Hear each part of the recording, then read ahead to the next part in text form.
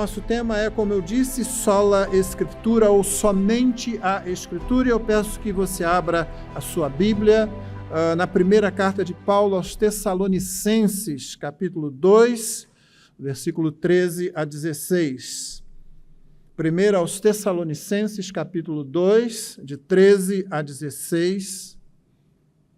Diz assim a palavra de Deus: outra razão ainda temos nós para incessantemente dar graças a Deus, é que tendo vós recebido a palavra que de nós ouvistes, que é de Deus, acolhestes não como palavra de homens, e sim como, em verdade, é a palavra de Deus, a qual, com efeito, está operando eficazmente em vós os que credes.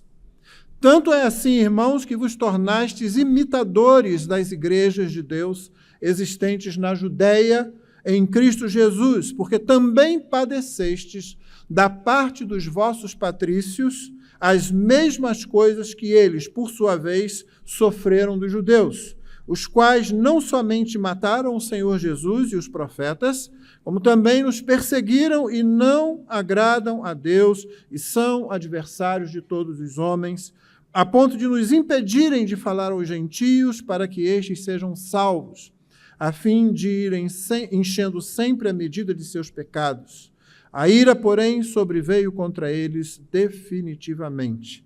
Esta é a palavra de Deus. Vamos orar uma vez mais? Senhor, mais uma vez expressamos nossa gratidão por esse momento e rogamos que os corações aqui estejam, como já temos te pedido nos últimos dias e semanas, preparados por ti mesmo para receber a tua palavra, como terreno fértil, onde ela possa germinar e produzir frutos, não somente nas vidas dos irmãos aqui presentes, mas em suas igrejas, em outras igrejas e influenciar assim todo este país. Nós oramos no precioso nome de Jesus. Amém. Podeis assentar. Como este é o primeiro sola que será apresentado, sola Escritura, eu vou tratar da seguinte forma, e o nosso plano de voo terá 3 momentos. O primeiro momento, eu vou tratar do sola Escritura na história, depois o sola Escritura na Bíblia, a partir do texto que eu li agora, junto com os irmãos, e finalmente o sola Escritura na igreja local. Serão as aplicações. E isso porque, irmãos, eu estou convencido de que é preciso que tudo que aprendemos, tudo que sabemos, toda a teologia que nós temos, precisa estar enraizada na igreja local, porque é na igreja local que tudo acontece. Nós vamos ver mais disso daqui a pouco. Então, vamos, pensando no alçapão que pode se abrir a qualquer momento, direto à mensagem. Então, primeiro, sola Escritura na história. Os solas, ou esses somentes, você sabe, sola Escritura é uma expressão em latim e quer dizer somente as Escrituras. Então, daqui por diante, eu não vou citar mais o latim, vou tratar apenas como somente as Escrituras, a Escritura. Então, esses solas ou somentes, ok? Eles não foram resultado de uma reunião, um sínodo, como aconteceu o sínodo de Dort, de onde surgiram os chamados 5 pontos do calvinismo. Eles antes são formulações que foram antes mesmo e após a reforma, adquirindo substância, consistência para expressar os princípios que a reforma havia resgatado.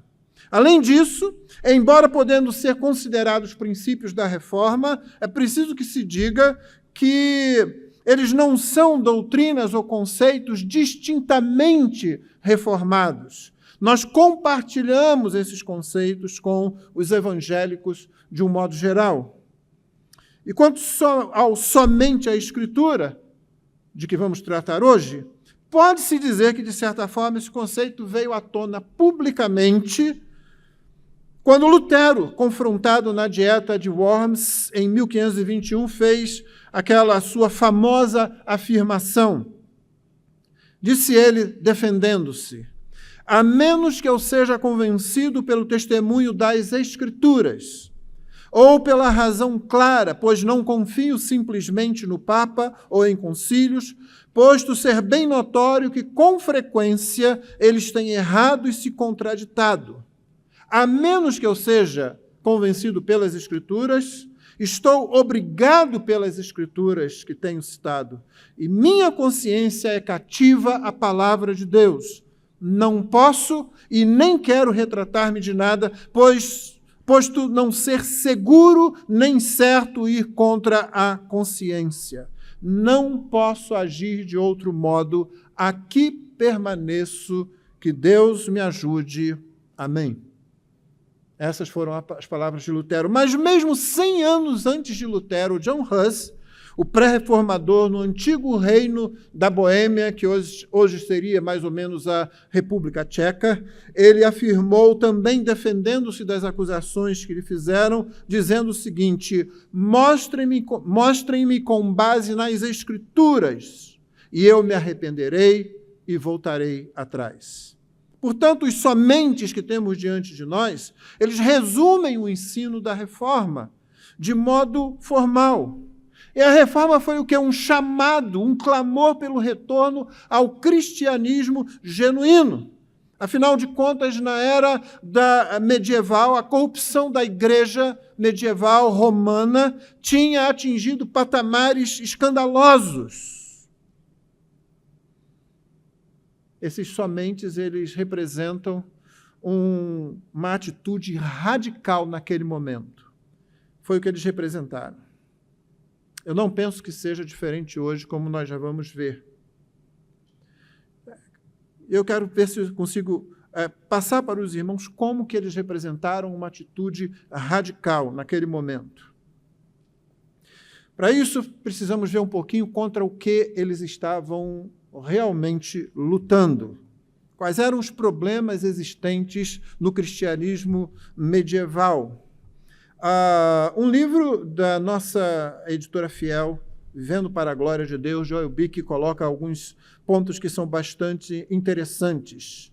Havia o abuso, e isso era o que eles estavam enfrentando, o abuso e a pretensão do papado quanto à autoridade sobre a fé, sobre a doutrina, sobre a vida dos cristãos. Votos, jejuns, peregrinações, missas, relíquias, recitações, rosários, todas essas coisas.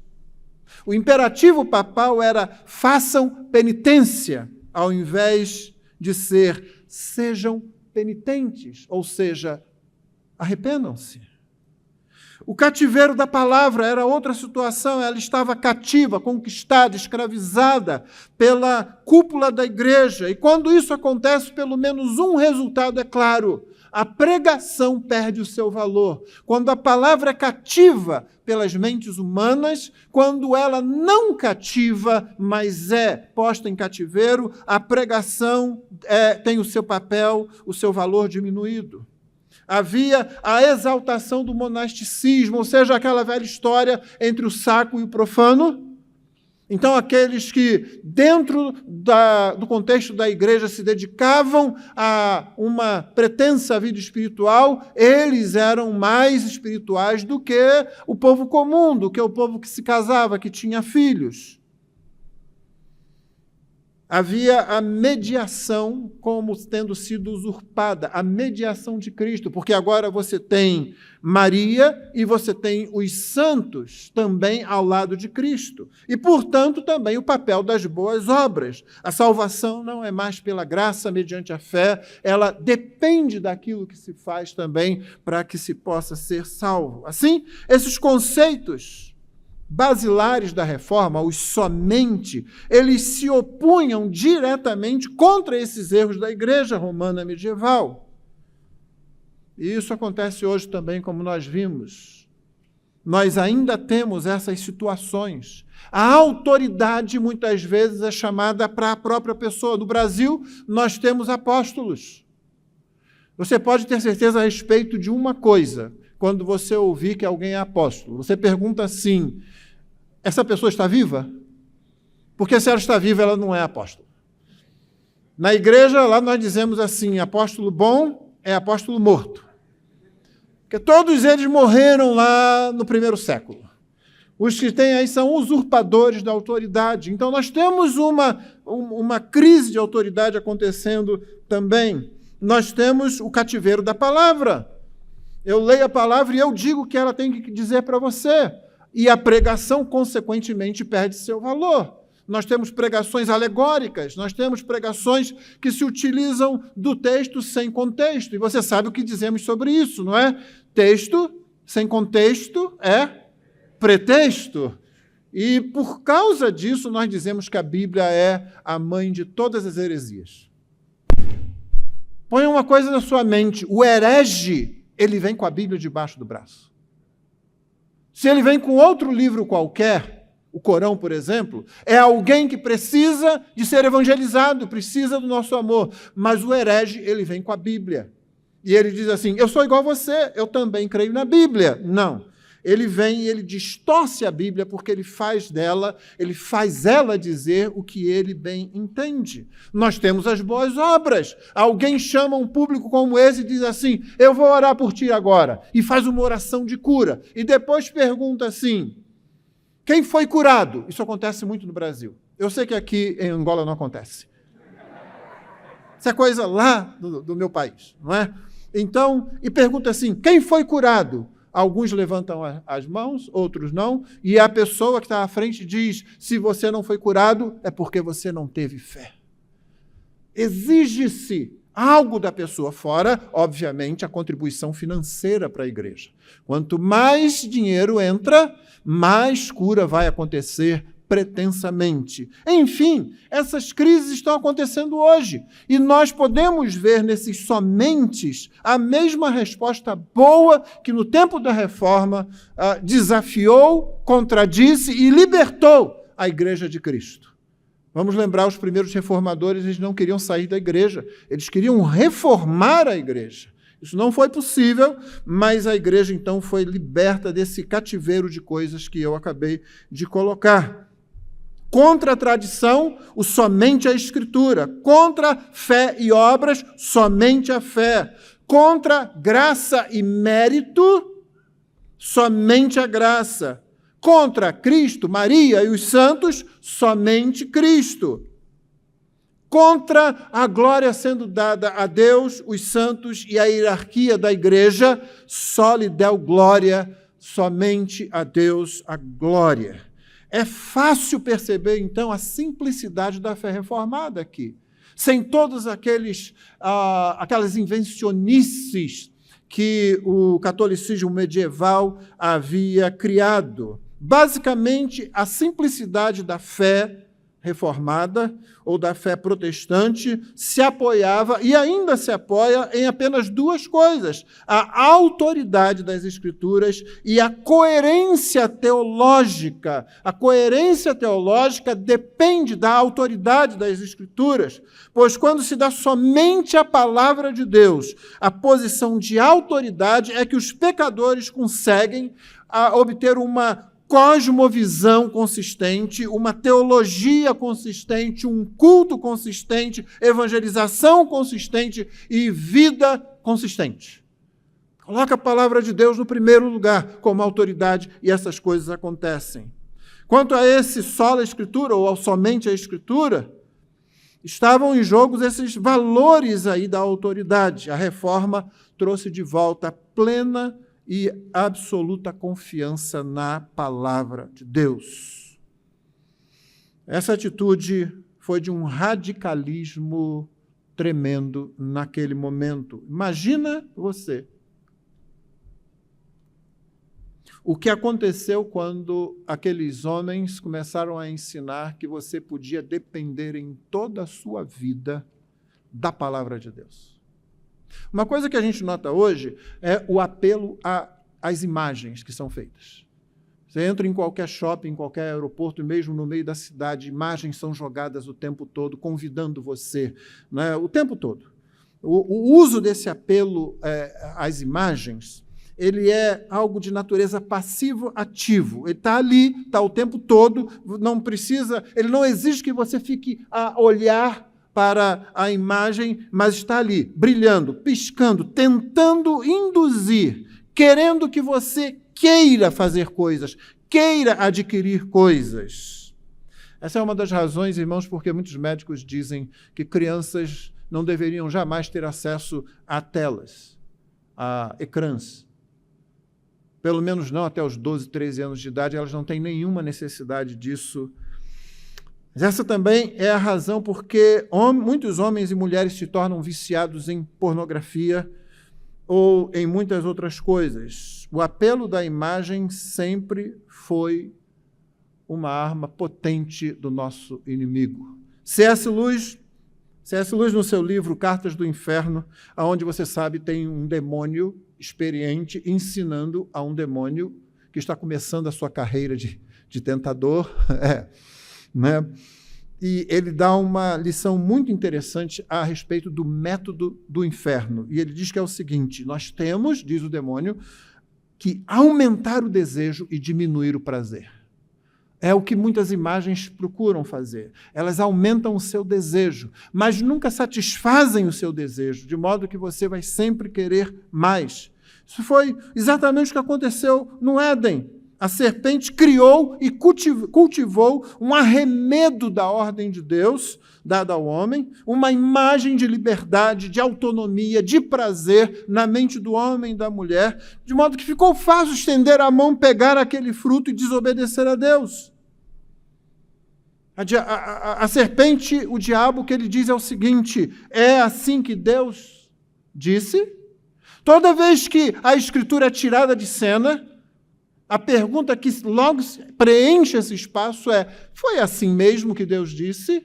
Enquanto isso, a igreja, no somente a Escritura, é chamada de volta a falar como os profetas: assim diz o Senhor.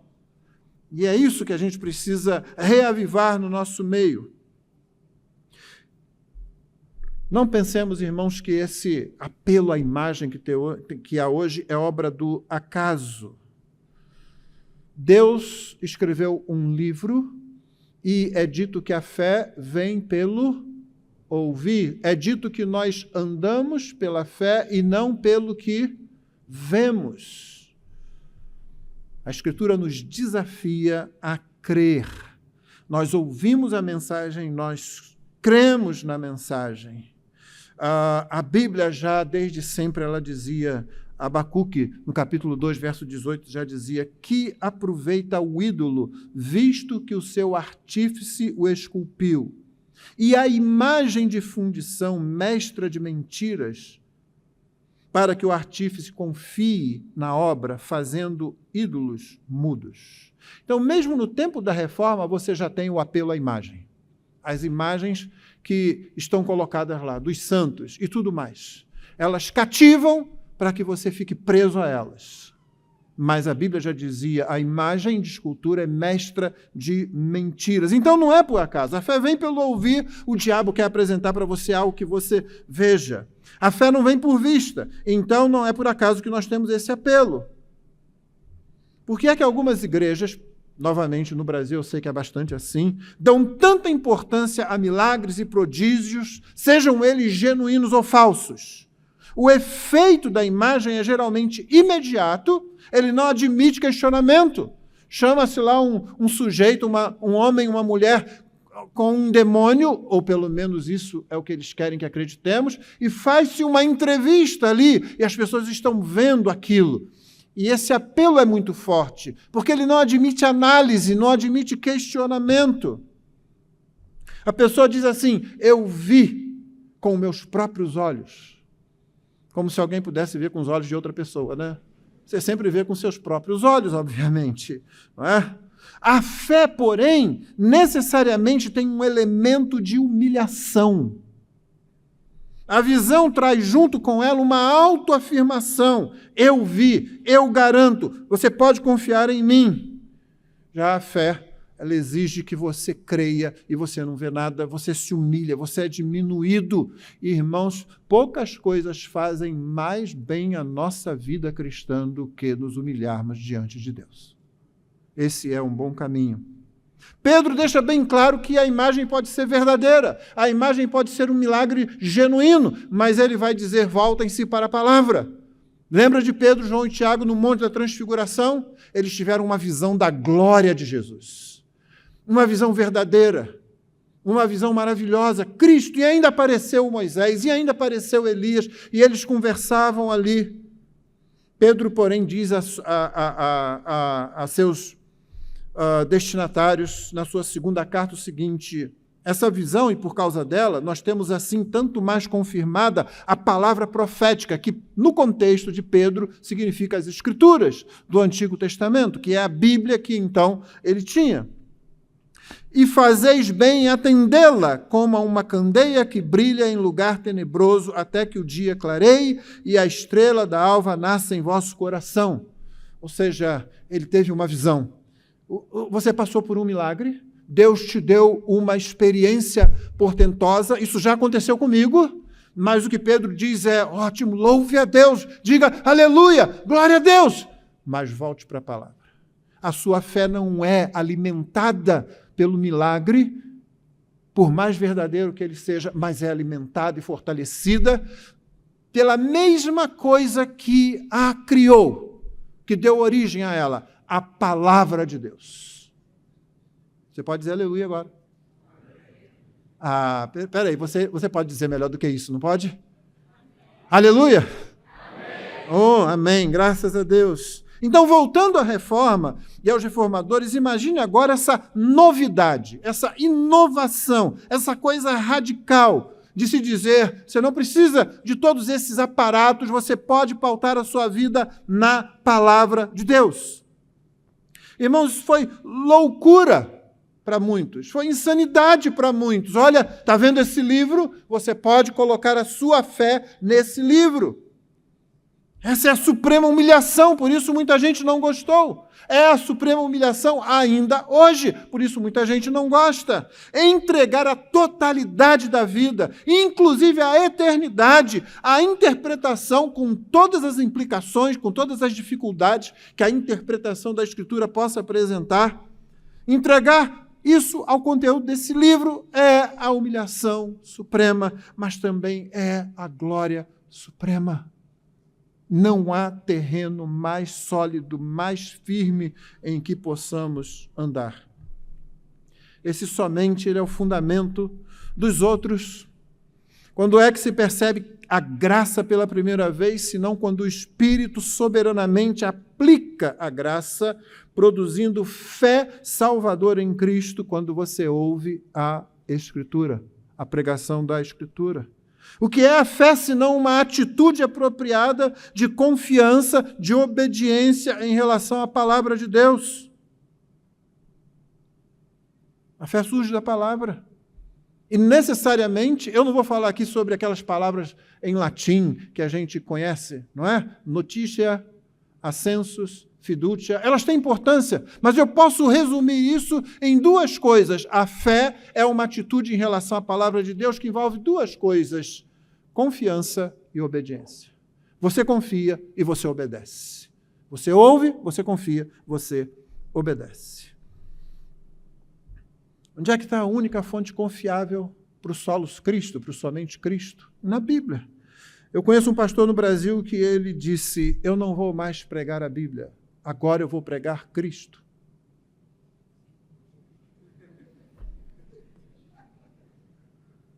Resta perguntar que Cristo que ele vai pregar.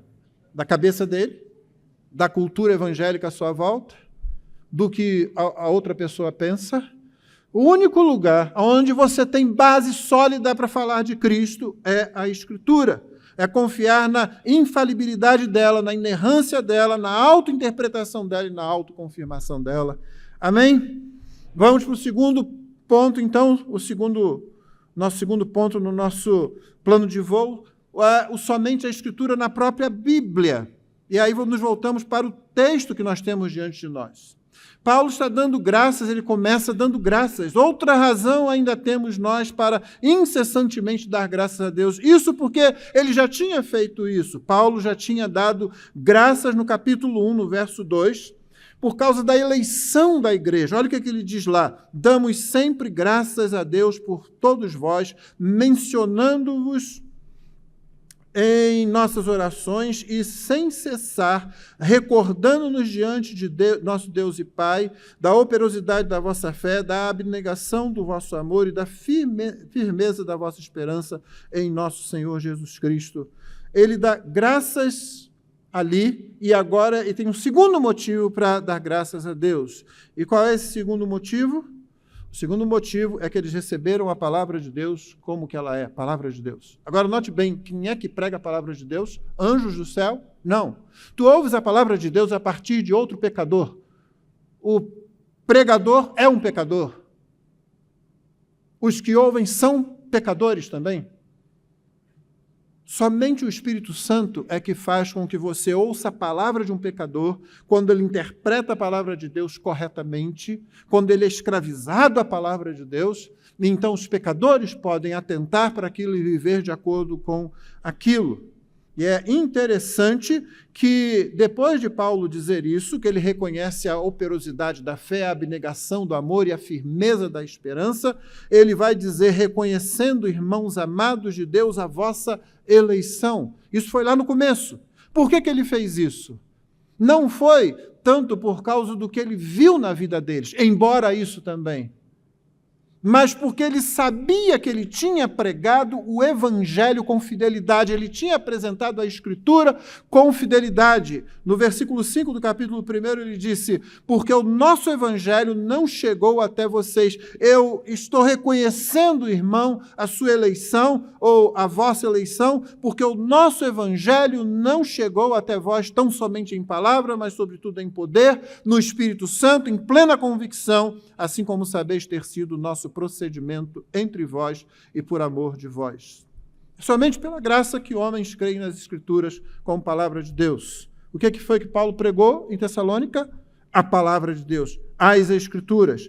A história da passagem de Paulo por Tessalônica está em Atos 17, e no versículo 2, dito assim, Paulo, segundo o seu costume, foi procurá-los, os judeus nas sinagogas, por 3 sábados arrazoou com eles acerca das Escrituras, expondo e demonstrando ter sido necessário que o Cristo padecesse e ressurgisse dentre os mortos, e este, dizia Paulo, é o Cristo, Jesus, que eu vos anuncio. Alguns deles foram persuadidos e unidos a Paulo e Silas, bem como numerosa multidão de gregos piedosos, ou seja, não judeus piedosos, e muitas distintas mulheres. Paulo e seus companheiros sabiam o que haviam pregado. Daí a convicção a respeito da obra de Deus na salvação e na vida dos tessalonicenses. Daí também a ousadia e a confiança do apóstolo ao exortar, encorajar e corrigir aquela igreja. Você não pode fazer muita coisa com uma igreja que não esteja firmada na Escritura. Mas com uma igreja que está firmada na Escritura, sim. Pela simples razão de que Deus não tem obrigação nenhuma com aquilo que não traz honra a Ele. E pouca coisa traz mais honra a Deus do que a fidelidade quando pregamos a palavra dEle. Meus irmãos, quando nós pregamos a palavra dEle, como Paulo diz em 2 Coríntios, Deus é como se estivesse sentado na primeira fila. Ele é o primeiro ouvinte do pregador para ver se nós estamos falando a palavra dEle. Nós nunca fazemos isso com perfeição, mas certamente podemos fazer com fidelidade ao Senhor, não adulterando a palavra dEle. Jeremias já dizia, e a palavra de Deus, eu velo sobre a minha palavra para a cumprir. O que você diz à igreja, o que você diz aos pecadores que precisam de salvação, quando é o que Deus diz, Deus honra aquilo que você disse. Mas Deus não tem compromisso nenhum com as palavras que eu resolver falar e que são produto de mim mesmo. É por isso que Paulo pode dizer no final do versículo 13, e sim, vocês receberam essa palavra como aquilo que ela é, a palavra de Deus, a qual com efeito está operando eficazmente em vós os que credes. Irmão, que nenhum pregador se engane, que nenhum pastor pense que pode pastorear sem a palavra. Pastores são mestres da palavra necessariamente. A igreja precisa de pastores, mestres. E eu não entendo pastor que não seja mestre da palavra.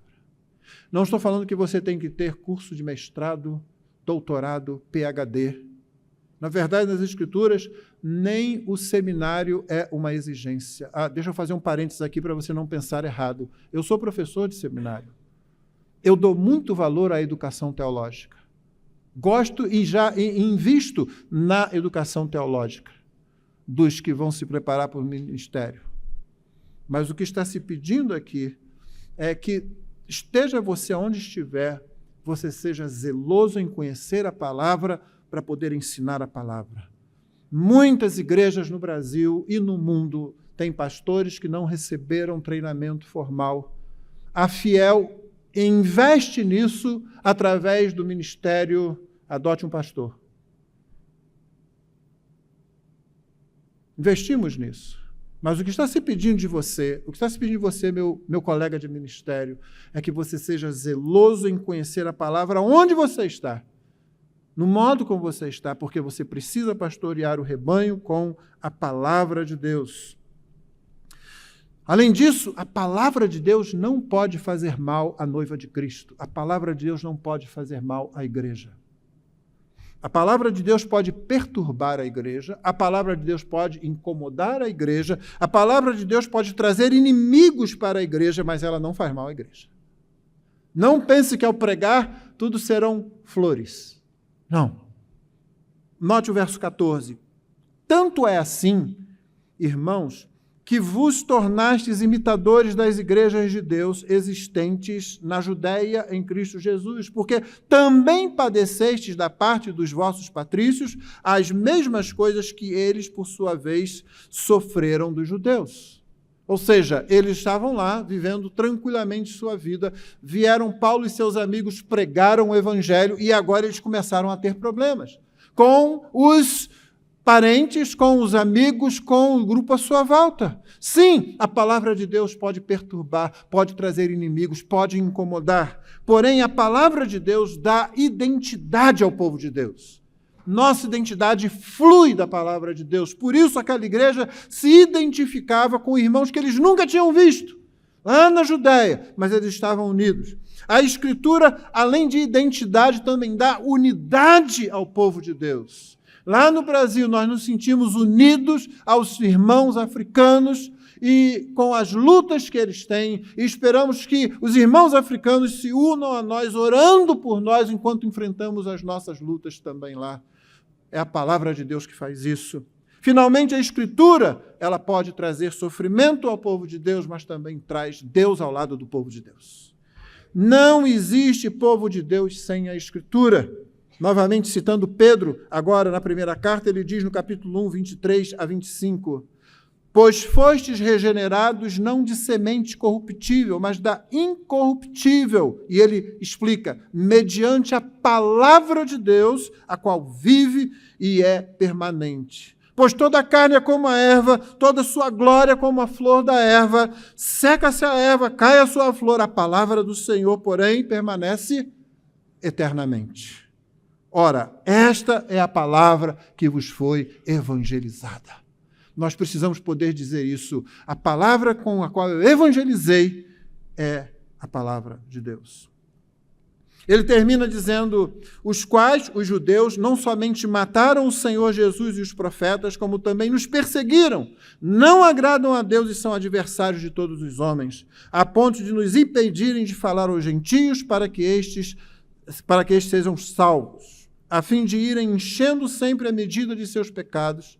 A ira, porém, sobreveio contra eles definitivamente. Deixa eu fazer um parênteses aqui, porque senão nós vamos pensar que os judeus sempre foram inimigos da palavra. Você lembra? Jesus era judeu. Às vezes esquecemos disso, não é? Os discípulos de Jesus eram judeus. A igreja começa formada por judeus. E os líderes judeus, sim, estavam perseguindo Paulo. Sim, estavam indo até onde ele pregava para adulterar o ensino de Paulo, para criar confusão. Isso não acontece só da parte dos judeus. Ao longo da história, aonde a palavra de Deus for pregada, Vai acontecer oposição, irmão. Não espere pregar a palavra e não haver oposição. Se tu pregas a palavra e todo mundo que não é crente diz assim, gostei da sua palavra, é possível que algo esteja errado na tua pregação. Porque a palavra de Deus, sim, ela vai atrair alguns, mas vai suscitar a ira de outros. O Senhor, porém, cuida disso. O Senhor é zeloso de sua palavra. Ele dará o devido tratamento àqueles que se opõem à palavra no tempo dele. Nós devemos orar como a igreja ora lá no final do capítulo 4 de Atos. Senhor, olha para as ameaças deles e concede aos teus servos que com ousadia preguem a palavra. É isso que nós devemos fazer, esse é o nosso papel. O objetivo final do inimigo e seus agentes é sempre obstruir, invalidar a proclamação da palavra de Deus aos homens. Nada menos que isso. Foi isso que a serpente fez lá no Éden. Ao trocar a verdade pela mentira, ela desviou o ser humano da sábia e boa palavra de Deus, fazendo com que ele seguisse os desejos do seu próprio coração e não o desejo do Criador. É com a Escritura que a gente vence o inimigo, não importa como ele tente derrotar você. O Senhor Jesus é o exemplo máximo disso lá no deserto, quando o diabo chega para tentá-lo. Se tu és o Filho de Deus, manda que essas pedras se tornem pães. O Senhor Jesus disse o quê? Está escrito, não só de pão viverá o homem, mas de toda a palavra que sai da boca de Deus. Aí o inimigo, como é esperto, ele faz a exegese de um outro texto bíblico. Sim, o diabo é um bom exegeta. Não é que ele não saiba a verdade, mas ele torce a verdade. Jesus é levado ao pináculo de um templo e ele cita os salmos para Jesus. Atira-te daqui abaixo, porque está escrito, aos seus anjos dará ordem a teu respeito para que não tropeces com teu pé em pedra. E Jesus diz para ele o seguinte, diabo, a Escritura não foi escrita para passarinhos que voam, foi escrita para seres humanos. Só que Jesus não disse desse jeito que eu disse. O jeito como ele disse isso foi, também está escrito, não tentarás ao Senhor teu Deus. Finalmente o diabo apresenta para ele todos os reinos do mundo e diz, olha, se você me adorar, eu facilito o teu trabalho. Tu podes ainda ser o Messias. Eu não estou aqui para impedir que tu sejas o Messias. Somente seja de outro modo. Não seja do jeito de Deus. Aí Jesus já manda ele embora e diz, olha, está escrito, somente ao teu Deus adorarás, somente a ele prestarás culto. E aí o diabo vai embora. Meu irmão, a palavra é resposta suficiente para todos os ataques do diabo, sejam eles de que natureza forem. Amém? Amém. E vamos encerrar, porque senão o alçapão pode abrir, com o sola escritura na igreja local. E aí eu faço algumas aplicações que eu gostaria de compartilhar com os irmãos. Há muito mais aplicações. Meus colegas vão fazer aplicações certamente melhores até do que estas. Certamente os irmãos talvez sejam os que podem fazer as melhores aplicações, porque conhecem bem a vossa cultura. E os irmãos poderão enraizar a palavra de Deus na igreja local ou nas igrejas locais aqui. Então, as seguintes aplicações que eu faço. Primeiro, a primeira delas, decida confiar na Escritura. Decida confiar na Escritura. Tem de haver um momento em que nós desistimos de confiar em nós mesmos, em nossas habilidades, ou nos amedrontarmos com nossas deficiências. Você pode ser paralisado, você pode ser estragado, tanto por se achar muito bom, como por se achar muito mal.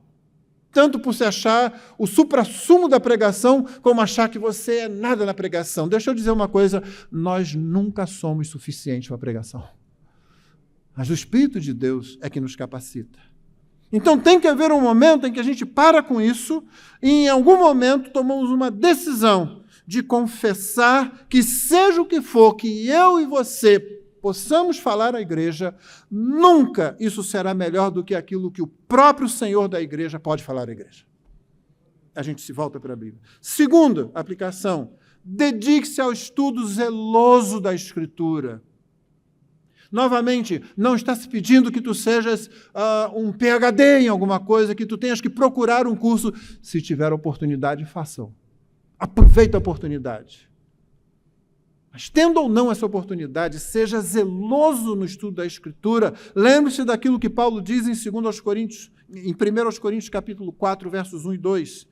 Assim, pois, importa que os homens nos considerem como ministros de Cristo e dispenseiros dos mistérios de Deus. Ora, além disso, o que se requer dos dispenseiros é que cada um deles seja encontrado fiel.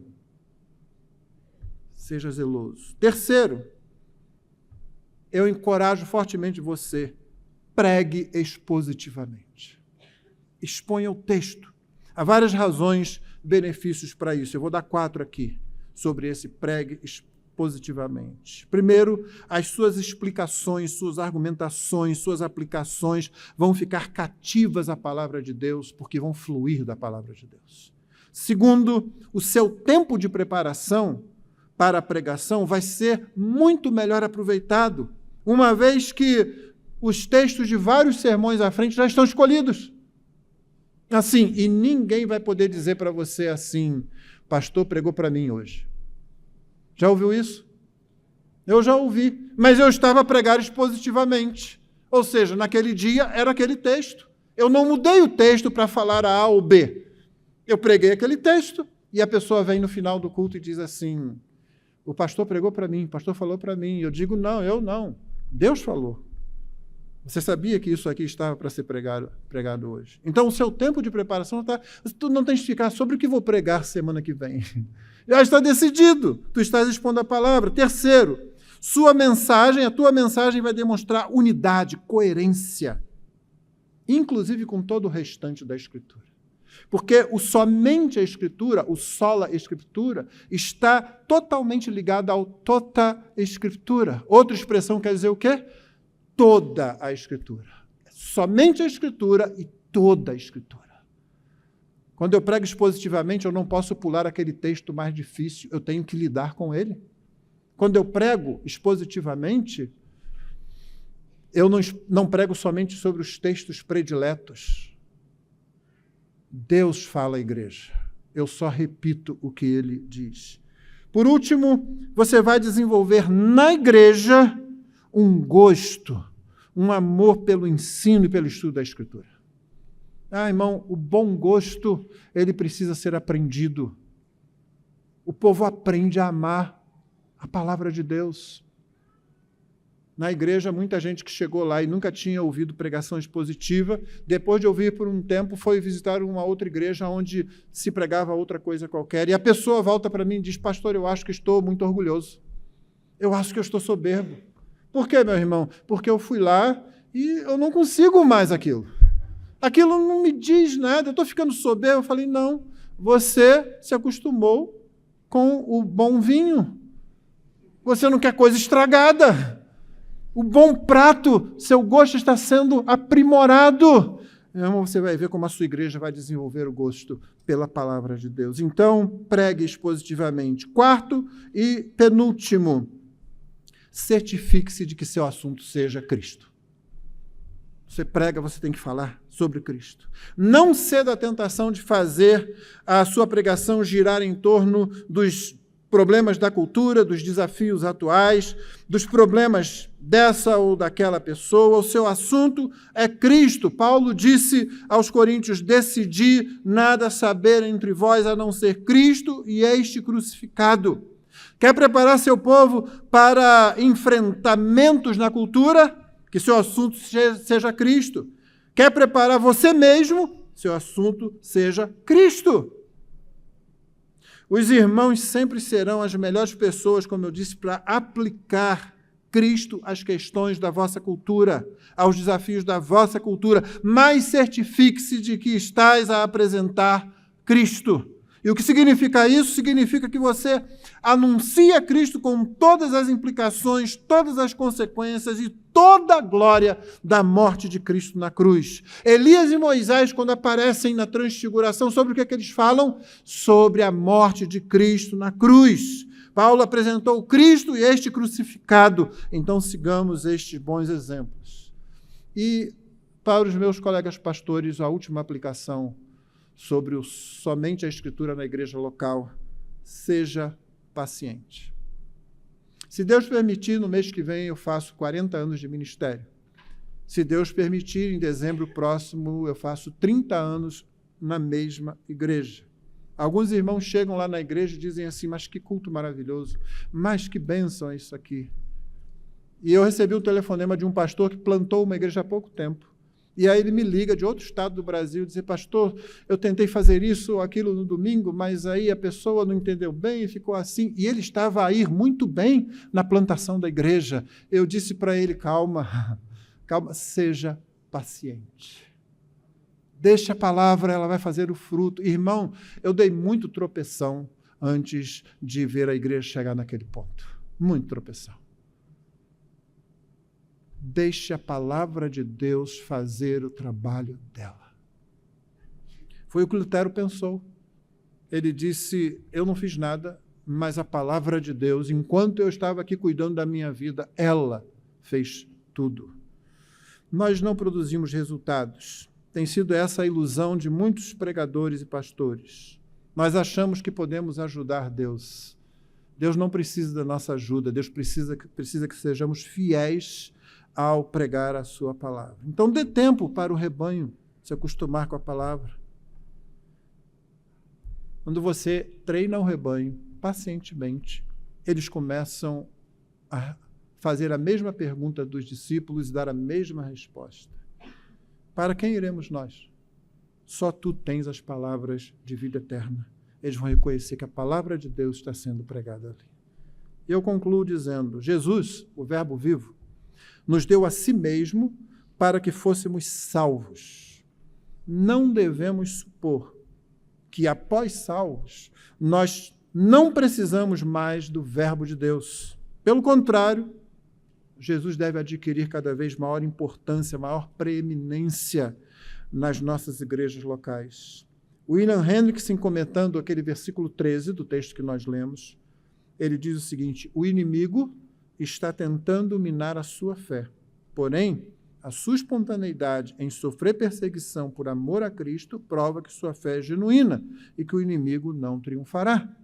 Quando você prega a palavra, você se firma na palavra e você vai ver uma igreja resiliente contra a tentação, contra as ameaças, porque ela está firmada na palavra. Você percebe? O inimigo pode prevalecer contra uma igreja numerosa. O inimigo pode triunfar contra uma igreja rica. O inimigo pode vencer uma igreja que tenha muitas atividades e muitos ministérios. Nenhuma dessas coisas é em si ruim.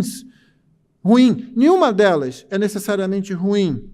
Mas nenhuma dessas coisas, atividade grande, uma membresia numerosa, riqueza, nada disso pode substituir a palavra de Deus quando se trata de dar à igreja operosidade na fé, abnegação no amor e firmeza na esperança. Somente a Escritura alimenta e fortalece a igreja. Somente a Escritura, que é a palavra de Cristo, é usada pelo Espírito para converter pecadores. Somente a Escritura traz glória sem comparação ao nosso bendito Redentor. Nós precisamos reavivar o somente a Escritura, o sola Escritura no meio da igreja. Só assim os eleitos serão chamados à salvação. Só assim os crentes serão edificados. Só assim o Senhor receberá toda a glória. Amém? Boa tarde, meus irmãos em Cristo. É um privilégio estar nesse lugar tão bonito, diante de um povo mais bonito ainda. Então, tem sido uma bênção passar esses últimos 3 dias interagindo com vocês, aprendendo dos irmãos.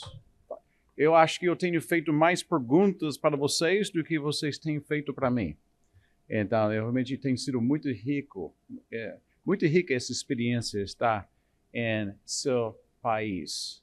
Primeira vez que eu estou visitando Angola, e tomara que não seja a última vez. A última vez. Então, alguns esclarecimentos. Primeiro esclarecimento, porque eu não sei quantas vezes alguém me perguntou, eu não sou Tim Keller. Ok? Tim Keller está com o Senhor.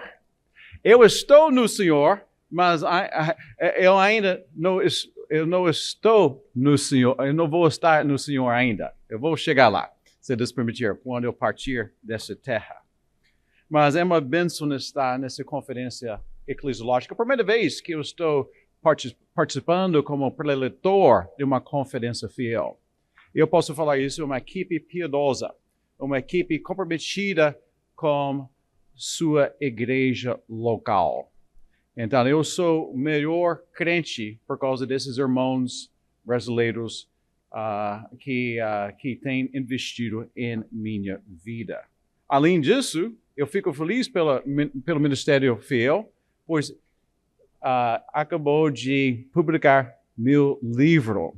Então, eu fico vendendo meu peixe, podemos dizer, por meio de Editora Fiel. Mas eu escolhi Fiel, pois eu sabia é uma publicadora de altíssima confiança. Então, eu queria, é uma bênção de colaborar com essa editora ao longo dos últimos 3 anos em disseminar os ideais eclesiológicos por meio desse livro, A Igreja Regenerada.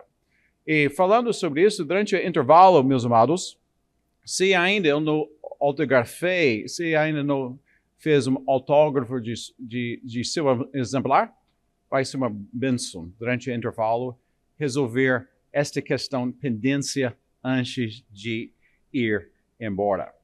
E outra questão, antes de começar a mensagem, se Deus permitir, amanhã eu vou estar lecionando em uma conferência eclesiológica que está sendo realizada pela Convenção Batista de Angola. Vai ocorrer nas dependências da Igreja Batista da Paz. Certo, pastor? Igreja Batista da Paz. E a partir das 3h da tarde, na segunda-feira e na terça-feira. E a partir de quarta-feira, eu vou estar no Instituto Batista Reformado em Luanda. Acho que eu vou estar na quarta, quinta e sexta, fazendo quase a mesma coisa, aprofundando nesse assunto sobre a igreja. Mas o último dia nós vamos abordar neopentecostalismo. Não, eu não estou em favor de neopentecostalismo, sabe? Mas vamos explorar, vamos entender melhor essa vertente tão evidente em muitos países, não apenas na América Latina, mas também na África. Bem, falando sobre a igreja, eu vou começar por dar essa declaração, talvez uma declaração ousada. Qual? Podemos dizer, meus amados, que a temática da igreja caiu em tempos difíceis. Deixe-me explicar por que eu estou fazendo essa declaração. Dependendo da cultura e a sua história, uma sociedade pode ver a presença de igrejas em seu meio como mais um grupo religioso, ou uma lembrança de exploração de sua cidadania, ou uma ameaça presente. Não é errado ouvir essas afirmações populares hoje em dia. Eu sou a igreja está a nós. Vamos à igreja. A minha igreja fica na avenida fulano de tal. E lamento dizer que muitos membros não sabem por que eles pertencem a uma igreja. E complicando o cenário mais ainda, há um número expressivo de crentes professos os quais pensam que a igreja é opcional. Se ajuda você em seu discipulado, ótimo, meus parabéns. Mas eu estou bem. Eu, Deus e minha Bíblia. Qual é a opinião sua sobre a igreja? Meus amados, é importante salientar, bem no começo, que qualquer perspectiva sobre a igreja deve começar a partir de como Jesus a viu. Além disso, outras questões acerca dela precisam vir das Escrituras, as quais revelam esse mesmo Jesus. Senão, questões sobre a igreja seriam de acordo com as opiniões de cada pessoa. de acordo com as preferências pessoais e outras inovações humanas. Como intuito de basear, então, nossa compreensão na palavra acerca da igreja, vamos refletir hoje na despedida de Paulo aos pastores de Éfeso. Então, Dr. Lucas, ele relata esse momento no livro de Atos, capítulo 20. Aqui em alguns instantes eu vou começar a ler a partir de versículo 20. Então, Atos 20, a partir do versículo 17. Perdão. Mas, deixe-me rapidamente descrever o contexto de nosso texto bíblico. Nós sabemos que a cidade de Éfeso recebe muito espaço no Novo Testamento. E seu destaque reside em grande parte pela atuação missionária de Paulo e seus colegas em prol da igreja naquele contexto. Além disso, nós sabemos que Paulo passou quase 3 anos morando em Éfeso durante a sua segunda viagem missionária. Ele, junto com Áquila e Priscila, plantou a igreja nesse lugar. Além disso, Éfeso serviu como sua base de operações missionárias para difundir o evangelho e estabelecer outras igrejas naquela vasta região chamada Ásia Menor. E nosso trecho bíblico relata a última vez que o apóstolo Paulo passou perto de relâmpago em sua terceira viagem missionária, rumo à cidade de Jerusalém. Então, vamos entender o cenário aqui. O apóstolo sabia que ele nunca mais estaria na região. Além disso, ele temia a fidelidade dessa igreja plantada estava em jogo. Então, o apóstolo, como um homem morto andando, chamou os pastores como intuito de, primeiro, lembrá-los de seu exemplo a imitar. Segundo, exortá-los a levar a sério seu discipulado e seus papéis pastorais. E, terceiro, adverti-los sobre a impiedade e heresias que infiltrariam nas suas vidas. E na igreja, se esses homens não estivessem atentos. Sem demorar, vamos ler agora. Eu peço que vocês fiquem em pé, por gentileza. E vamos ler esse relato. Versículo 17. Movido pelo Espírito Santo, Lucas escreveu assim. De Mileto, Paulo mandou chamar os presbíteros da igreja de Éfeso. Quando chegaram, ele lhes disse, abre aspas, vocês sabem como vivi todo o tempo em que estive com vocês. Desde o primeiro dia em que cheguei à província da Ásia.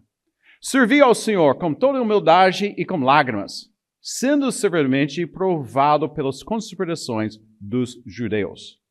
Vocês sabem que não deixei de pregar-lhes nada que fosse proveitoso, mas ensinei-lhes tudo publicamente e de casa em casa. Testifiquei tanto aos judeus como aos gregos que eles precisam converter-se a Deus, com arrependimento e fé em nosso Senhor Jesus. Agora, compelido pelo Espírito Santo, eu estou indo para Jerusalém, sem saber o que me acontecerá ali. Só sei que em todas as cidades o Espírito Santo me avisa que prisões e sofrimentos me esperam. Todavia, não me importo, nem considero a minha vida de valor algum para mim mesmo. Sei tão somente poder terminar a corrida e completar o ministério que o Senhor Jesus me confiou, de testemunhar do Evangelho da graça de Deus. Agora, eu sei que nenhum de vocês, entre os quais passei pregando o reino, verá novamente a minha face. Portanto, eu lhes declaro hoje que eu estou inocente do sangue de todos, pois não deixei de proclamar-lhes toda a vontade de Deus. Cuidem de vocês mesmos e de todo o rebanho sobre o qual o Espírito Santo os colocou como bispos, para pastoreiam a igreja de Deus, que ele comprou com seu próprio sangue. Sei que depois da minha partida, lobos velozes penetrarão no meio de vocês e não pouparão o rebanho. E dentre vocês mesmos se levantarão homens que torcerão a verdade, a fim de atrair os discípulos. Por isso, vigiam. Lembram-se de que durante 3 anos jamais cessei de advertir cada um de vocês disso, noite e dia, com lágrimas. Agora, eu os entrego a Deus, e a palavra da sua graça aqui pode edificá-los e dar-lhes herança entre todos os que são santificados. Não cobicei a prata, nem o ouro, nem as roupas de ninguém. Vocês mesmos sabem que essas minhas mãos supriram as minhas necessidades, as minhas necessidades e as de meus companheiros. Em tudo o que eu fiz, mostrei-lhes que, mediante trabalho árduo, devemos ajudar os fracos, lembrando as palavras do próprio Senhor Jesus, que disse: há maior felicidade em dar do que em receber. Fecha aspas. Tendo dito isso, ajoelhou-se com todos eles e orou. Todos choraram muito e, abraçando-o, o beijavam. O que mais entristeceu esses homens foi a declaração de que nunca mais vieram à sua face. Então, o acompanharam até o navio. Que Deus abençoe a nossa reflexão em sua santa palavra. Amém? Pode se sentar. Que discurso denso. Que momento tocante. Então, meus amados, hoje eu quero que vocês estejam vendo comigo 5 verdades, as quais comprovam que Cristo ama a igreja. E essa primeira verdade que nós estamos vendo aqui nesse discurso do apóstolo Paulo vai servir como o alicerce a todas as outras verdades. Qual é essa verdade? Cristo redimiu a igreja com seu sangue. Cristo redimiu a igreja com seu sangue. Veja o versículo 28. Veja essa frase composta de mais ou menos 11 palavras. Mas não deixem seus olhos passam por essas palavras sem medir seu devido peso. A igreja de Deus, que ele comprou com seu próprio sangue. Meus amados, a linguagem pactual brilha através dessa declaração de Paulo. Mas nós vemos muitas outras semelhantes ao longo do Novo Testamento. Por exemplo, em sua carta aos Efésios, capítulo 5, ele diz que Cristo nos amou e se entregou por nós como oferta e sacrifício de aroma agradável a Deus. Além disso, ele falou, Cristo amou a igreja e entregou-se por ela. Veja bem, meus amados, o Filho de Deus proveu o que Deus exigiu e o que o homem necessita para sua redenção de seu pecado, sua rebelião contra seu Criador. Essa é a premissa da nova aliança. Qual? Cristo morreu pelos nossos pecados, segundo as Escrituras, foi sepultado e ressuscitou no 3º dia, segundo as Escrituras.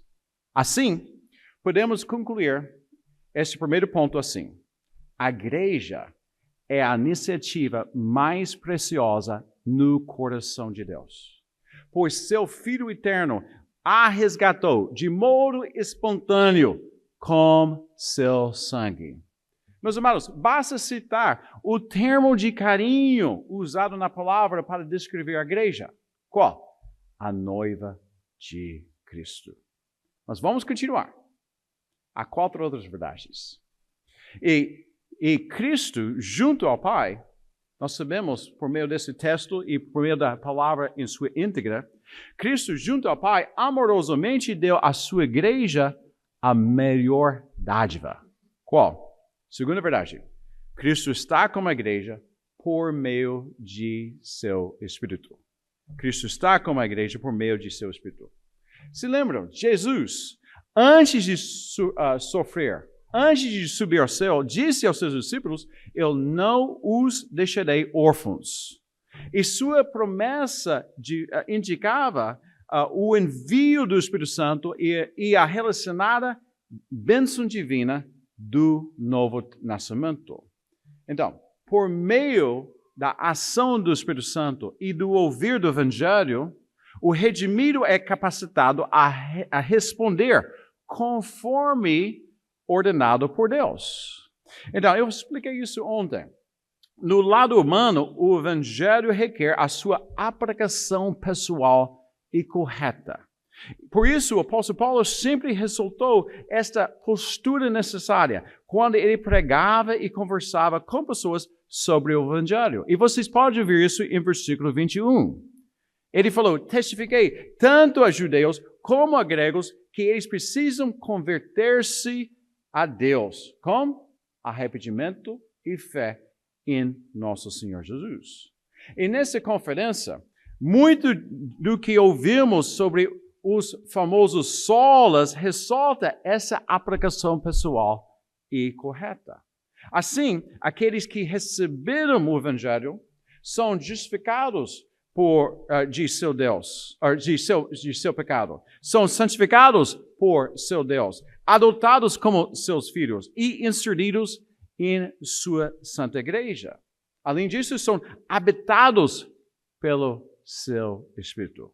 E a partir daí, meus amados, os salvos, os redimidos, desfrutam de outras bênçãos celestiais aqui na terra. Veja comigo, por exemplo, versículo 22. Nós podemos perceber um dos desdobramentos de ser habitados pelo Espírito Santo. É a orientação dele. Versículo 22, ele diz que, o apóstolo Paulo diz que, compelido pelo Espírito Santo, eu estou indo para Jerusalém, sem saber o que vai acontecer lá. Eu só sei que em todas essas cidades, o Espírito Santo já me avisou que prisões e sofrimentos me esperassem. E outro meio, e um dos meios da graça usado pelo Espírito Santo é a Igreja de Cristo. Mas, vamos abrir parênteses aqui. Como nós devemos entender a palavra igreja no versículo 28? E como nós devemos entender a palavra igreja, eclesia, em todo o Novo Testamento? Bem, há dois sentidos. Primeiro sentido se refere ao que chamamos de igreja universal. Não aquela igreja universal. Está amarrado, viu? Ou que também o que se refere ao que chamamos de igreja católica. Não aquela igreja católica. O que eu estou falando aqui tem a ver com a reunião de todos os salvos, de todos os templos, por meio de Cristo. E a carta do apóstolo Paulo aos Efésios inclui as 9 descrições mais exaltadas sobre este corpo místico de Cristo. Mas, meus amados, é difícil falar sobre a igreja nesta era presente sem centralizar nesta temática. A igreja local, ou igrejas locais, podemos dizer. Em outras palavras, corpos visíveis de crentes professos aqui na terra, ou comunidades pactuais de discípulos de Cristo. Esses termos, essas descrições, todos são equivalentes, podemos dizer. E essa realidade compreende o segundo sentido da palavra eclesia. À luz disso, meus amados, não seria equivocado afirmar que Jesus morreu por suas igrejas. Deixe-me demonstrar. essa tese minha. Ouçam agora essa amostra de versículos. Vamos começar com o versículo 28. Eu vou parafrasear as palavras do apóstolo Paulo. Cuidam, homens, o rebanho de Deus, situado em Éfeso, o qual o Espírito Santo os colocou para pastorear a igreja de Deus.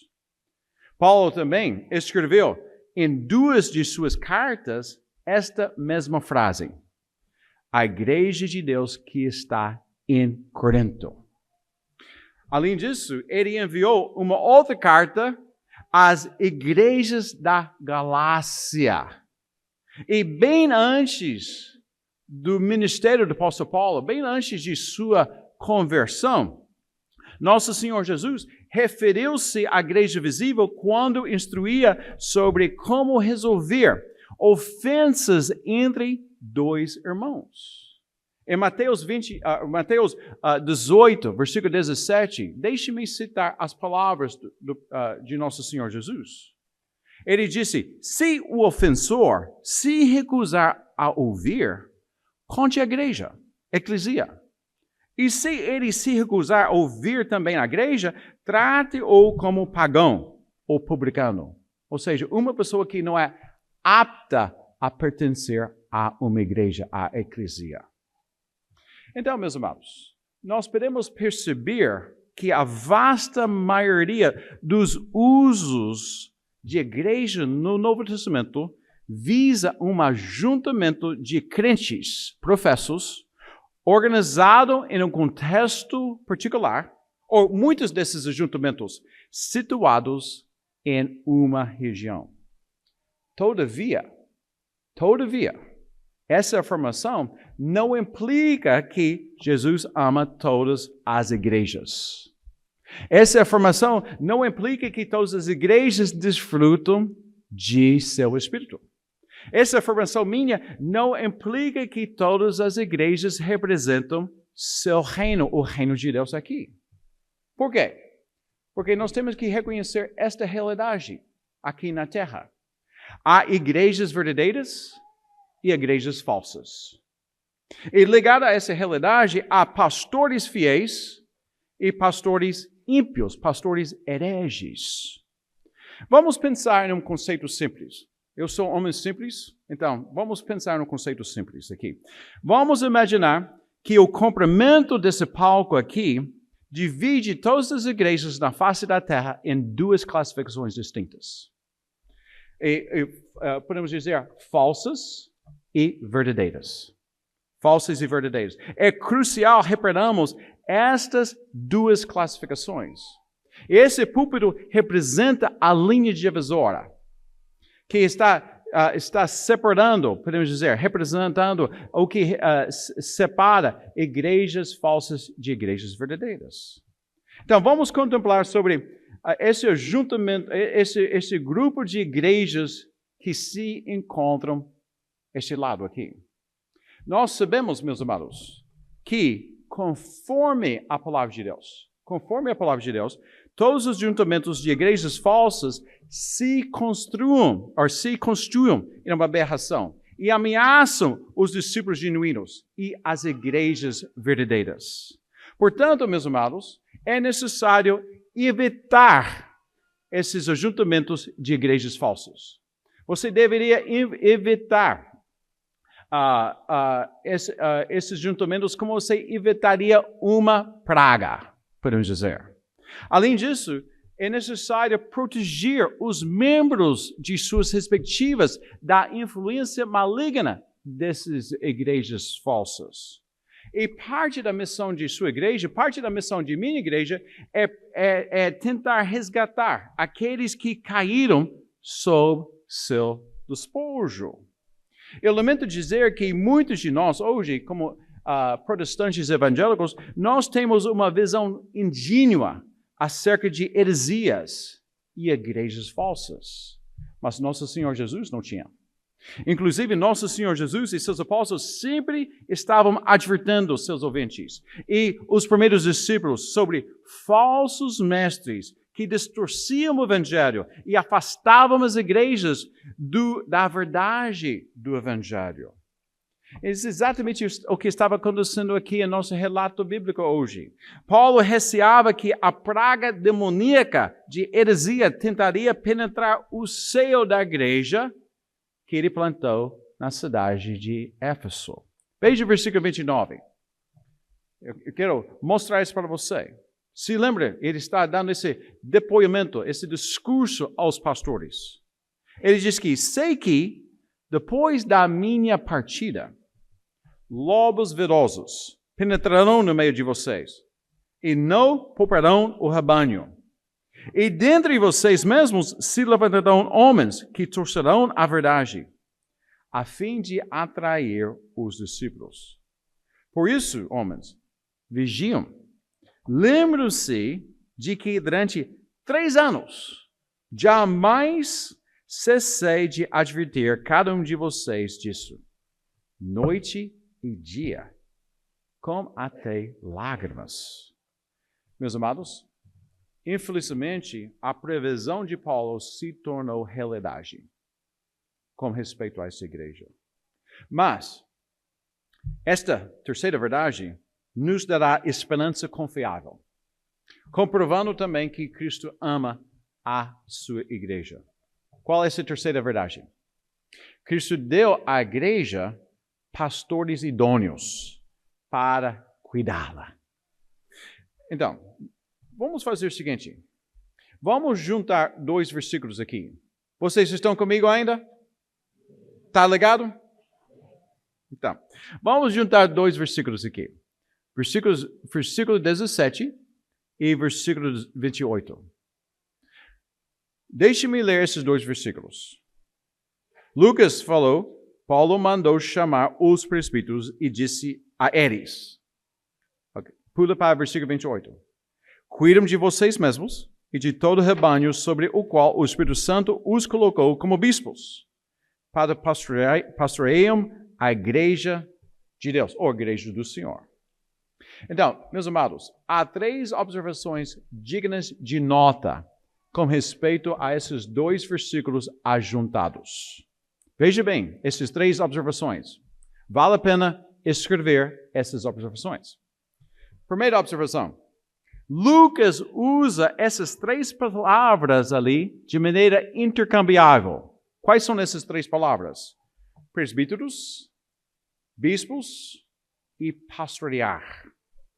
E quando nós estudamos as suas ocorrências ao longo do Novo Testamento, nós poderemos constatar que presbíteros, bispos e pastores se referem ao mesmo ofício e aos homens que servam nele. Então, essa é a primeira observação. E a segunda observação, essa é muito legal aqui. A metáfora rebanho lança luz sobre a igreja e o papel do pastor, de pelo menos 3 maneiras. Primeira maneira, Cristo, como um bom pastor, deu sua vida por suas ovelhas. E ele sabia na eternidade quais eram dele. Simplesmente assim. Mesmo assim, a sua igreja, nesta era presente, deve ser composta de ovelhas de Deus. Pense comigo sobre essa analogia, essa metáfora de ovelhas. A igreja, um rebanho deve ser composto de ovelhas, não com bodes, e muito menos lobos.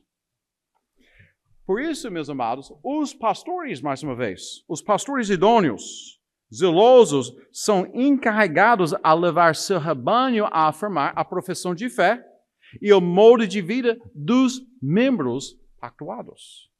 E então, o que vem à tona ali é o conceito teológico chamado membresia regenerada.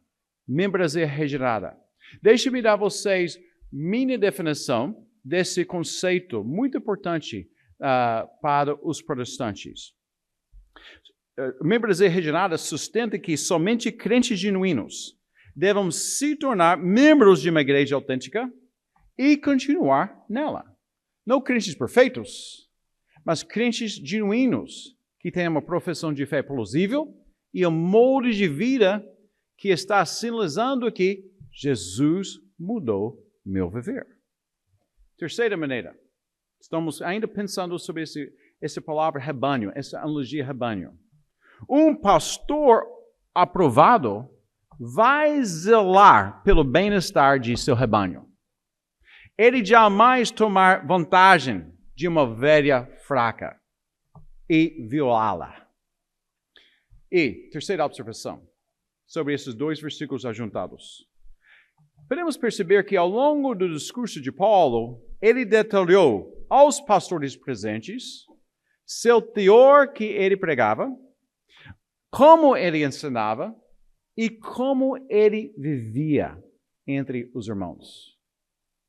Então, veja o versículo 29, para demonstrar isso. Ele diz que servi ao Senhor com toda humildade e com lágrimas, sendo severamente provado. Vocês sabem que não deixei de pregar-lhes nada que fosse proveitoso, mas ensinei-lhes tudo publicamente e de casa em casa. Pula para o versículo 33. Agora, você pode ver, está falando sobre sua piedade, sua ética, quando ele estava presente com essas pessoas. Não cobicei a prata, nem o ouro, nem as roupas de ninguém. Vocês mesmos sabem que essas minhas mãos supriram as minhas necessidades e as de meus companheiros. Então, meus amados, pergunta. Simples, mas a pergunta é importante. Por que Paulo lhes deu tantos detalhes sobre seu ensino, sua piedade e seu empenho? Ele estava se gabando? Ele queria se gabar? Não. Ele lhes lembrou para que esses homens imitassem a sua doutrina e seu modo de vida. Assim, esses homens seriam também discípulos autênticos de Cristo, irrepreensíveis e então qualificados a continuar no ofício do pastor. Então, meus irmãos, esse padrão requisitado dos pastores nos leva agora à quarta verdade, a qual também comprova que Cristo ama a sua igreja. Qual é essa quarta verdade? Cristo deu à igreja todas as ordens necessárias. Cristo deu à igreja e aos pastores a serviço dela todas as ordens necessárias para a sua devida obediência, para a organização, para a ordem, para a sua prosperidade espiritual nesta vida. Veja o versículo 27. Se lembram? Ele estava recordando seu ministério. Ele disse que não deixei de proclamar-lhes toda a vontade de Deus. Todo o conselho divino quando eu estava com vocês ao longo de 3 anos. Versículo 32. Agora eu os entrego a Deus e a palavra da sua graça, que pode edificá-los e dar-lhes herança entre todos os que são santificados. Onde fica o apóstolo Paulo hoje? Seria muito legal, né?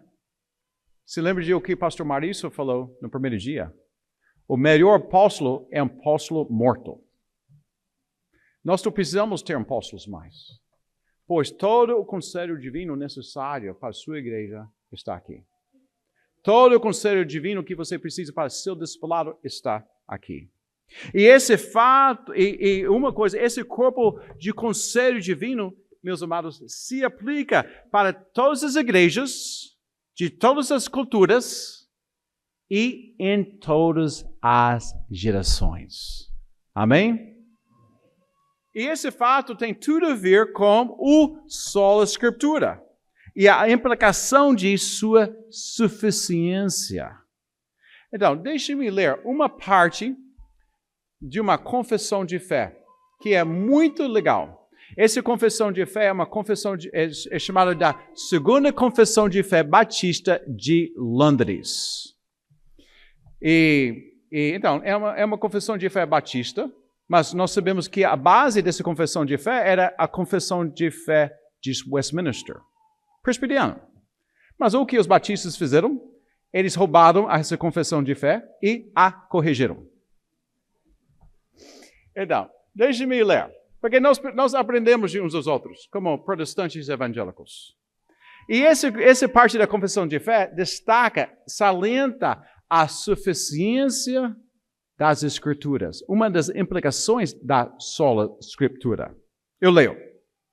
O completo conselho de Deus, concernente a todas as coisas necessárias para a sua própria glória e para a salvação e fé e vida do homem, está ou expressamente registrado ou necessariamente contido na Sagrada Escritura, a qual nada, em qualquer tempo, deve ser acrescentado, seja por nova revelação, seja por tradições humanas.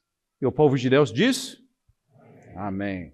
Então, meus irmãos, vamos recapitular as 4 verdades já aprendidas, para ter certeza que essas estão galvanizadas em nossas mentes e que essas verdades entram em nossos corações.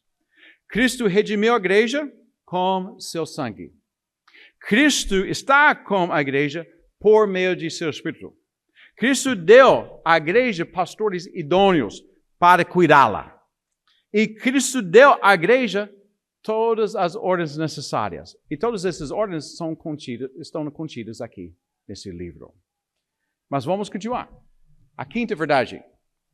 Em seu amor, Cristo confiou à igreja a sua missão. Mas, qual é a missão da igreja?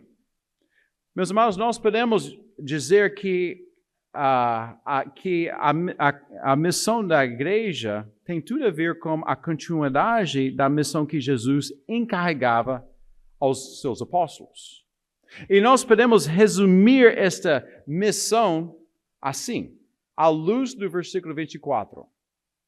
Testemunhar do Evangelho da graça de Deus a todas as nações e estabelecer outras igrejas geradas e sustentadas pelo mesmo Evangelho da graça de Deus. Martin Lloyd-Jones, o pastor congregacional inglês do século passado, ele, comentando sobre o versículo 24, ele aponta a suma importância desse Evangelho da graça de Deus e da missão de testemunhá-lo. Deixe-me citar as suas palavras aqui. Ele disse, a graça autogerada, nascendo no coração de Deus, é oferecida a pessoas como nós, apesar de nós. É para judeus e gregos, escravos e livres, homens e mulheres, ricos e pobres, brancos e negros, simples e inteligentes. Não importa quem você é, não importa quem eu sou, é oferecido a todos porque todos precisam dela, mais do que eles pensam. Então, meus irmãos, no final das contas, há apenas 2 coisas que sua igreja pode oferecer a outras. Um relacionamento com Deus, por meio de Cristo, e um relacionamento fraternal uns aos outros, por meio de Cristo. As outras coisas estão na periferia e vão queimar e cessarão a existir. Mas eu não posso imaginar outra coisa melhor que sua igreja pode oferecer às pessoas.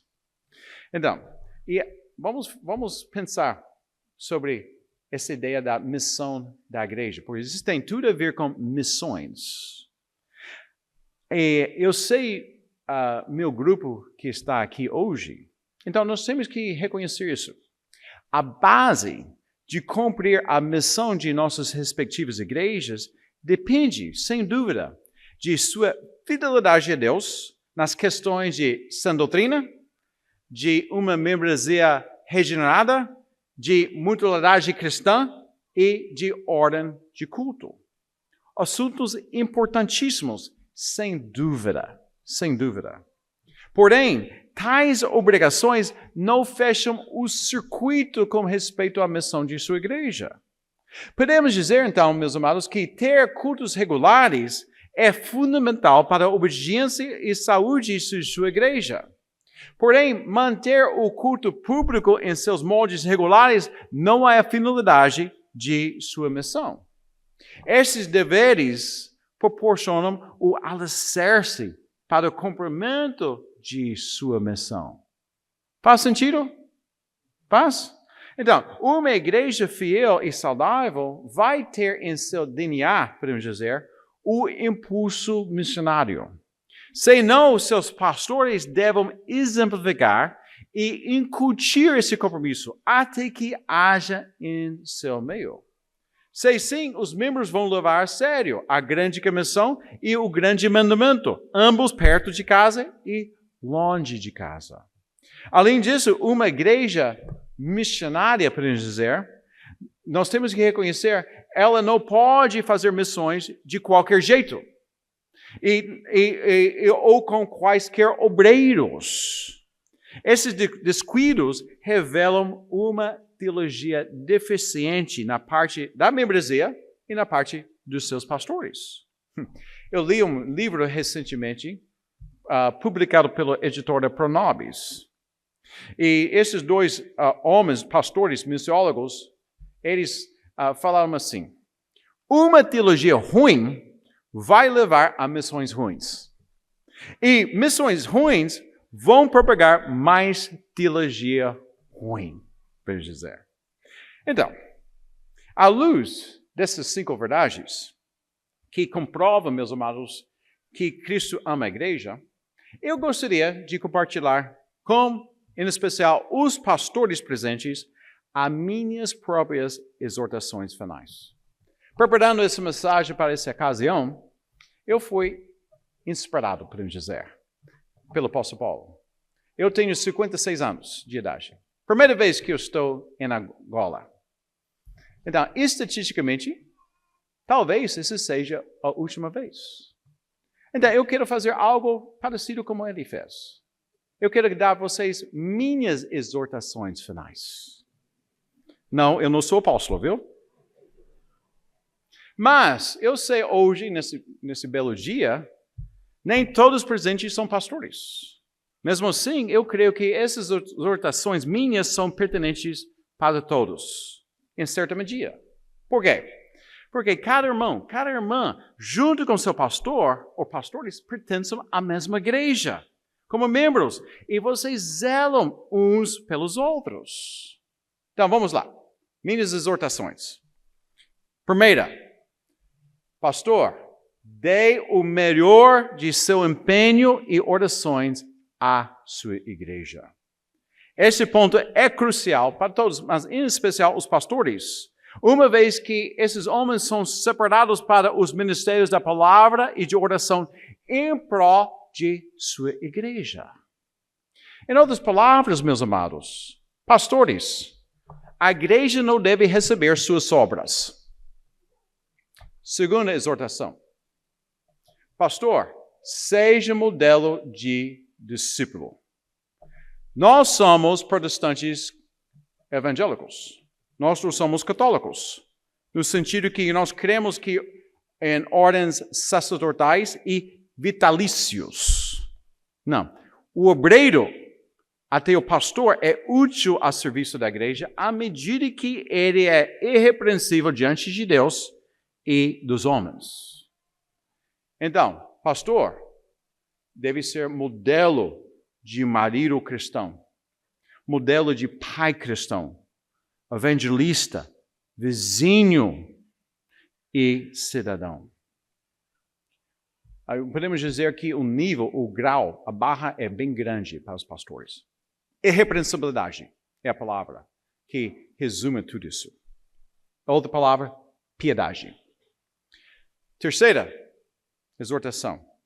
Pastores, levam a sério a confissão de fé de sua igreja. Então, esse símbolo, a confissão de fé, a declaração de fé, resume as convicções bíblicas que a sua comunidade, sua igreja, prega, defende e pretende repassar para as próximas gerações de membros. Então, o pastor usa a declaração de fé como resumo de ensinos que os ministérios da igreja ressaltam como intuito de moldar, formar a cosmovisão dos membros em todas as faixas etárias. Os membros, meus amados pastores, os membros de sua igreja não vão ver a relevância de uma declaração de fé de sua igreja se o irmão, se o pastor não entender a importância em manter a fé comum. Assim, o pastor é um tipo de conservador da confessionalidade de sua igreja. Amém? Quarta exortação. Ore, explique e organiza a sua igreja para que as metáforas bíblicas brilhem em seu meio. Analogias, metáforas como noiva de Cristo, corpo de Cristo, rebanho de Deus, edifício espiritual. Essas analogias oferecem ilustrações didáticas e inspirativas sobre quem é a igreja e o que sua igreja deve ser, em que deve crer e o que deve fazer.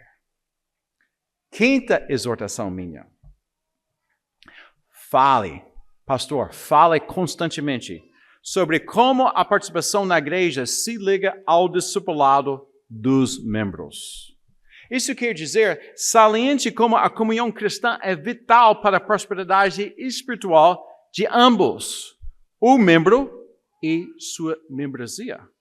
Faça essa conexão constantemente para que essas conexões aconteçam nas cabeças e nos corações de seus membros.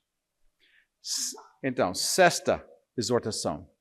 Pastor, lidera toda a membresia a colaborar com os pais na educação espiritual e social de seus filhos, bem como as crianças em seu meio sem pai em casa. A mocidade, meus amados, a mocidade mais do que nunca necessita de exemplares, conselheiros e amigos de homens e mulheres piedosas e responsáveis. Que sua igreja seja uma escola que fica nutrindo, cultivando a fé da próxima geração de crentes. E não apenas dessa, mas também na parte social para sua adequação apropriada à luz da palavra de Deus. Sétima exortação. Vocês ainda estão comigo? Meu voo sai na sexta-feira. Eu estou bem aqui, meus irmãos. Sétima exortação.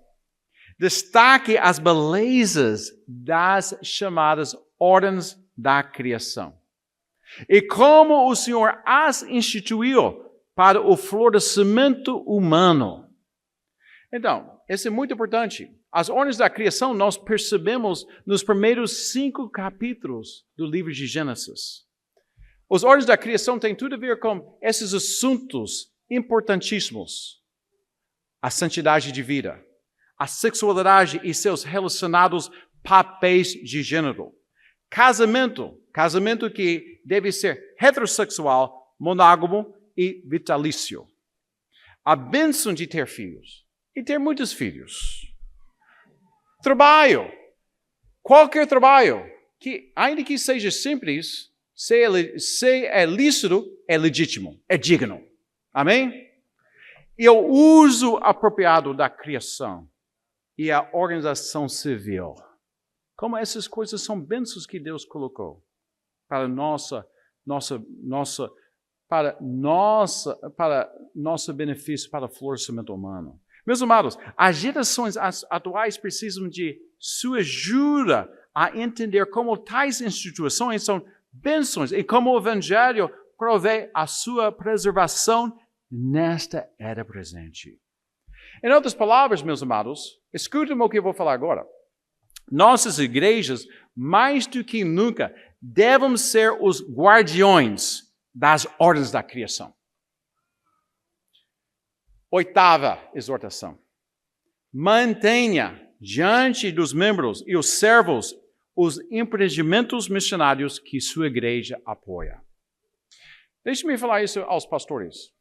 Pois, agora eu estou entrando no assunto de missões. Eu topo, eu sou missionário. Eu sou missiólogo. Então, eu estou totalmente em favor de missões. Mas, se o pastor não interessar em missões, a igreja jamais se importaria. Começa com os pastores. Então, pastores, observa que os membros seguram as cordas dos servos e oram pelos nomes desses servos e servas que vão aos campos. Penúltima exortação. Agora, a coordenação está mais tranquila. Penúltima exortação. Leve a igreja a praticar o que eu chamo de cooperação intereclesial criteriosa. A sua igreja tem em seu DNA um impulso de colaborar com outras igrejas. Um impulso de receber apoio de outros obreiros e obreiras. Mas, nós temos que reconhecer alguma coisa. Sua igreja não pode colaborar com qualquer igreja. Sua igreja não pode receber apoio de qualquer obreiro. Isso é o que está acontecendo hoje em dia. Há coisas esquisitas do capeta entra em nossas igrejas por meio de, muitas vezes, redes de apoio eclesial. Ou música e tudo isso. Portanto, eu gostaria de citar o melhor texto eclesiológico do planeta nesse momento, intitulado Igreja Regerada. Eu gostaria de citar para você, os irmãos, o que eu chamo do princípio de triagem. Vocês podem ver isso em mais ou menos capítulo 19 do meu livro. Quanto mais a sua igreja tiver em comum com outras igrejas, ou qualquer pessoa e organização a seu serviço, mais intensa poderá ser a sua colaboração. Quanto mais sua igreja tiver em comum com outras igrejas ou qualquer pessoa e organização a seu serviço, com respeito às convicções e práticas, mais intensa poderá ser a sua colaboração. Esse evento, essa conferência, está mostrando um gesto de cooperação intereclesial. Nós estamos nos juntando para edificar os obreiros, para que os obreiros retornem e edificam as suas respectivas igrejas. Mas nós temos que reconhecer que nós temos várias convicções secundárias à luz das Escrituras. Então, seria impossível plantar uma igreja, talvez, juntos. Então, isso tem a ver com aquela segunda. Então, nós estamos reconhecendo aqui a realidade que cooperação tem certas intensidades conforme convicções e práticas semelhantes à luz da palavra de Deus. Vocês entendem? Então, última exortação. Tem tudo a ver com missões mais uma vez. Pastor, cultive um ambiente na igreja que instrui e motiva aqueles que aspiram às vocações pastoral e missionária. A próxima geração de pastores e missionários estão em suas respectivas igrejas. E a grande parte da sua formação vai ocorrer nesse contexto, no contexto eclesial. Veja bem, eu estou totalmente em favor de seminários teológicos. Eu dou aula, eu estou em várias instituições. Mas Jesus não morreu pelo seminário teológico, ele morreu pela igreja. Então, o seminário teológico tem seu papel se o corpo docente é composto de pessoas piedosas, que têm convicções bíblicas, e têm vidas piedosas, e têm uma grade curricular que é útil para o obreiro. Mas podemos dizer que o seminário teológico, um curso teológico, fica lapidando o obreiro. Mas a maior formação do obreiro acontece em suas respectivas igrejas. Então, meus amados, que a igreja de cada um de nós seja mais e mais um celeiro de futuros pastores, diáconos e diaconisas, bem como missionários. e missionárias às nações. Amém?